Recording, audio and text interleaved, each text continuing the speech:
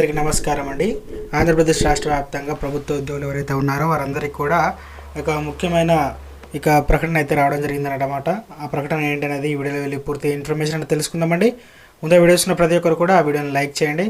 చాలామంది వీడియోస్ ఉన్నారు కానీ సబ్స్క్రైబ్ అయితే చేసుకోలేదండి. దయచేసి సబ్స్క్రైబ్ చేసుకోండి, సపోర్ట్ చేయండి. తోటి మిత్రులందరూ కూడా వీడియోని షేర్ చేయండి. వివరాలు కనుక వెళ్ళినట్లయితే ఆంధ్రప్రదేశ్ సీఎం చంద్రబాబు అధ్యక్షతన నిన్న 11 గంటలకు సచివాలయంలో క్యాబినెట్ సమావేశం అయితే జరిగిందనమాట. గ్రామ వార్డు సచివాలయాల్లో ఉద్యోగులకు రేషనలైజేషన్, పలు రంగాల్లో పెట్టుబడులు, భూములు కేటాయింపులు అంశాలపై మంత్రివర్గ భేటీ నిర్ణయం తీసుకున్నామన్నమాట. అంతేకాకుండా అయితే ప్రభుత్వ ఉద్యోగులకు జీతాలు, పెన్షన్లు లేదా ఇతర బెనిఫిట్స్ అనేవి రాష్ట్ర ఆర్థిక వనరుల మీదనే ఆధారపడి ఉంటాయని చెప్పడం జరిగిందనమాట. 2014 నాటికి రాష్ట్ర ఆదాయంలో జీతాలు భారం 35% ఉండేది.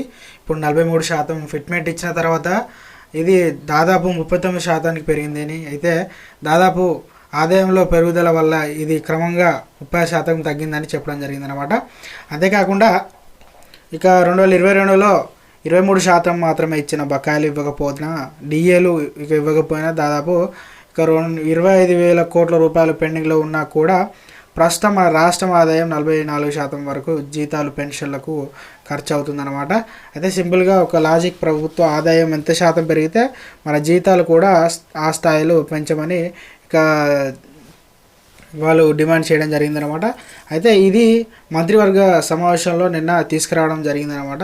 ఇది త్వరలోనే, అయితే గతంలో 39% ఫిట్మెంట్ ఇచ్చారు, ఇప్పుడు 43% ఇవ్వబోతున్నట్టు మనకైతే మంత్రివర్గ సమావేశంలో చర్చించుకున్నట్టు విశ్వసనీయ వర్గాల సమాచారం అయితే అందిందనమాట.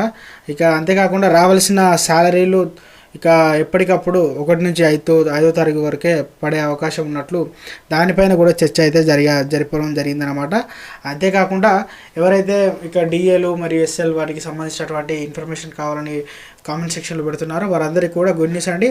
ఇవన్నీ కూడా నిన్న జరిగిన మధ్యవర్గ క్యాబినెట్ మీటింగ్ సమావేశంలో కూడా దీని గురించి చర్చించారు. త్వరలోనే ఇక మనకు శుభవార్త చెప్పబోతున్నట్టు ఇక సీఎం నారా చంద్రబాబు నాయుడు గారు, పవన్ కళ్యాణ్ గారు వీళ్ళందరూ కూడా చర్చించడం జరిగిందనమాట.